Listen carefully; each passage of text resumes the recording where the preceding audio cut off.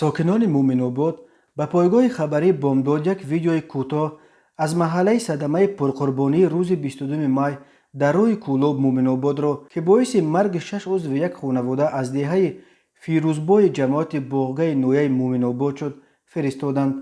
آنها همچنین برخی جزئیات این فاجعه تلخ را قصه کردند.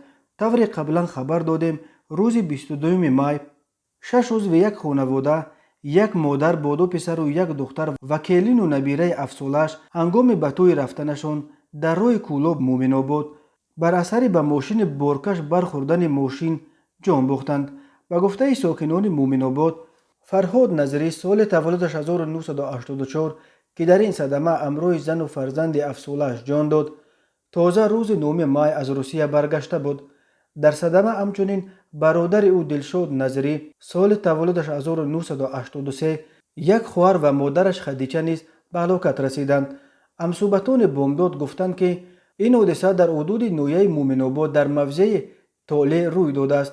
از قضا طالع این خانواده در موضع طالع بی‌طالعی کرد و در یک روز از این عائله یک باره 6 تابوت برآوردند. گفتند آنها. همسوبتان بامداد گفتند قربانیان این صدمه همه از عائله رحمتی نظری بودند. اکای نظری سال 2007 به علت بیماری سرطان از دنیا رفته بود. یک روز پیش ظفر شریف زاده در فیسبوک خبر داد که روز 22 می بر اثر صدمه نقلیاتی در روی کولاب مومن‌آباد 6 عضو یک خانواده از دهه فیروزبای جماعت باغگاه نویه مومن‌آباد جان باختند.